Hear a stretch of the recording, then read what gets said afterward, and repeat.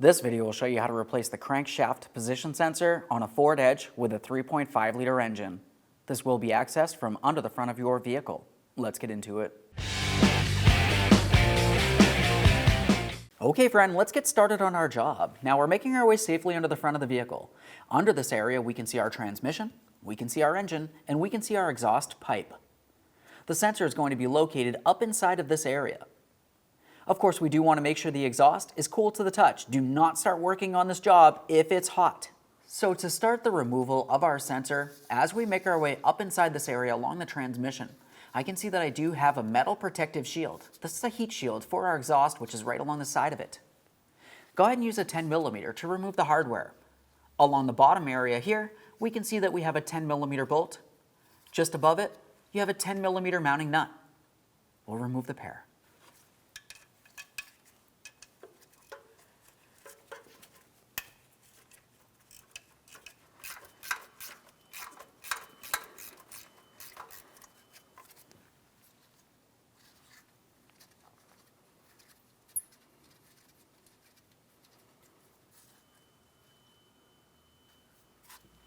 There's one piece of hardware, a quick inspection of all pieces of hardware as we continue on. Replace as necessary.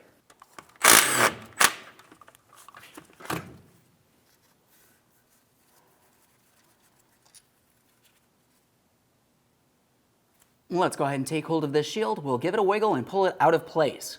It has to be pulled out and away from that upper stud.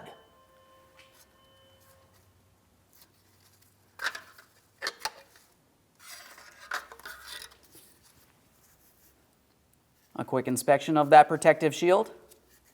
We want to make sure it's reusable. Go ahead and set it aside. Now that I have that shield out of the way, I'm going to be using an angled pick. I'm coming up along the side of my transmission bell housing. Right up in this area is where I can see my crankshaft position sensor wiring harness. Now this does lead in and behind here. Let's go ahead and dislodge this plug. I'm just using the angled pick. You can typically also do this by hand if necessary. We'll just carefully start pulling it out.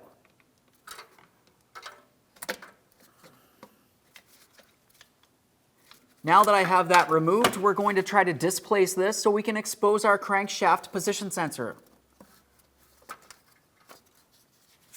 That should slide right off of there. It does have a small groove for the wiring harness to slide out through. We'll set this aside. We will be reusing this. Now, if we were looking inside of the port, we can see where our electrical connector would be located. We're looking for our 7mm headed bolt located right next to it. As far as this bolt is concerned, you're going to find that your new sensor comes with a new bolt. It's a captured bolt. We do not want to fully remove this. Now, as far as the removal, once we fully loosen the bolt, we are not removing the bolt from the sensor. Just go ahead and take out the sensor with the bolt and the electrical connector still connected. So I have a long 7mm socket. We'll start loosening this bolt. As I mentioned, it's fairly difficult to see. It's mostly going to be done by feel. We want to be extremely careful not to drop anything inside of our transmission.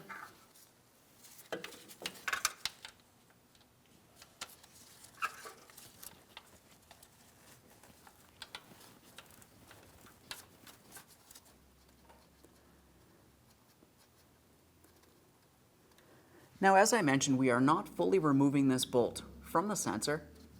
Once you feel as though you have it loosened far enough, let's continue on, carefully taking hold of the sensor with the wiring harness, and we'll pull it out of place.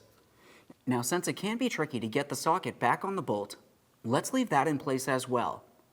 We'll start pulling this out and away.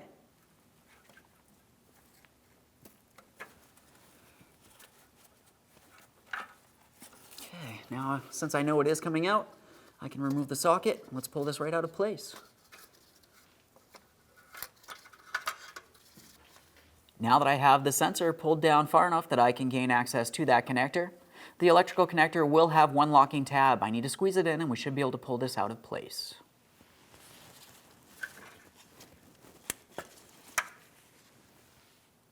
There it is, friend.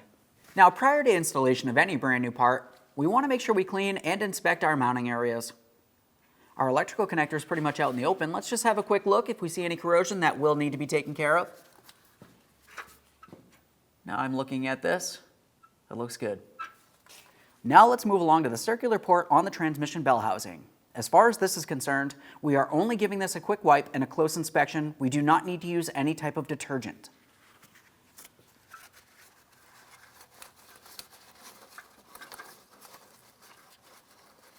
Make sure nothing falls inside of that transmission bell housing. This looks good.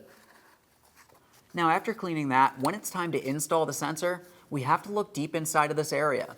Now as you look deep in here, you're going to find that there's a small channel for the sensor to slide into. It's pretty much impossible to see from down here. I just have this specialty tool, has a small camera on it and a screen. Now as we look right here, I can see the channel and I can also see the area for my mounting bolt. Let's go ahead and start installing that sensor. All right, now it's time to install our brand new crankshaft position sensor. When we bring this in position, of course, we're aligning it with that small channel that I mentioned. Align the mounting bolt port as well. Once we have everything aligned, the bolt is started in by hand, snug it up, and torque that to 89 inch-pounds. For this, we're going to start with our electrical connector. We're lining up our locking tabs. I'm going to press it together. We'll listen for an audible click. After that audible click, just a light tug. I want to make sure it's properly secured. Now we can start getting this in place.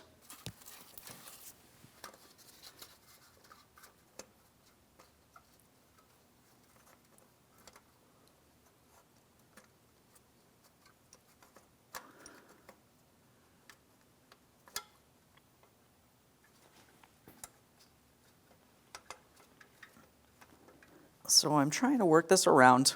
I feel as though I have it so it's inside of the large port for the sensor itself.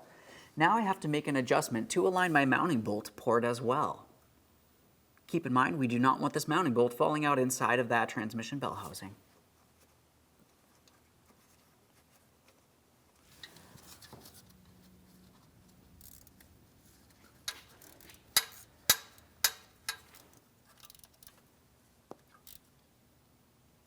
There we are. Now I have this bottomed out. The torque for this would be 89 inch-pounds. If you find you have a hard time getting a torque wrench in here, you can use your 1/4 inch ratchet. We'll make sure it's snug.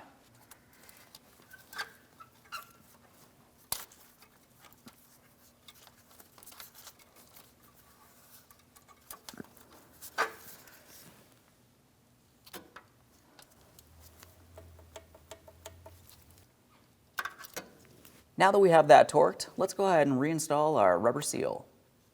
As you remember, during the removal process, it does have a small slot and a port for the wiring harness.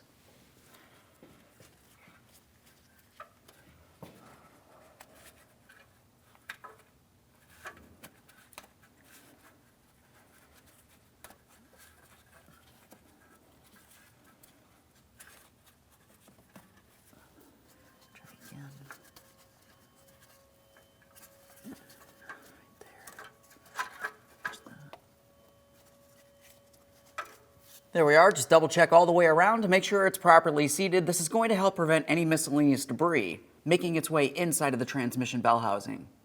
After a quick confirmation here, let's continue on with our metallic shield. As far as this shield, we'll make sure we have it in the proper orientation. The purpose of this is to help restrict the heat making its way towards the sensor wiring harness.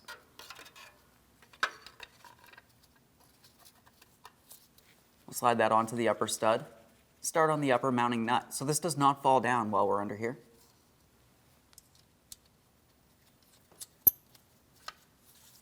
With that in place, let's continue on to the lower mounting bolt. We'll make an adjustment to the shield as necessary and continue on with that bolt.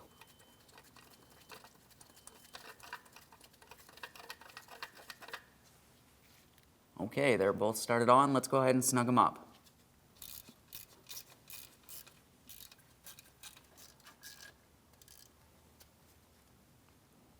For each of these bolts, I'm going to make sure they're nice and snug. The torque for these would be 89 inch-pounds, assuming you can get a torque wrench in this area.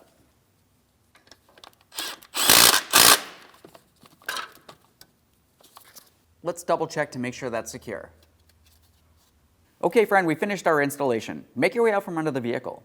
Attempt to start the vehicle and let it run. Make sure you have no check engine light, no running condition. Take your vehicle for a road test. Thanks for watching. When only the best will do, demand TRQ. The only company that lets you view before you do. TRQ is committed to offering the highest quality aftermarket auto parts that are engineered for peace of mind. Thanks for using and viewing with TRQ.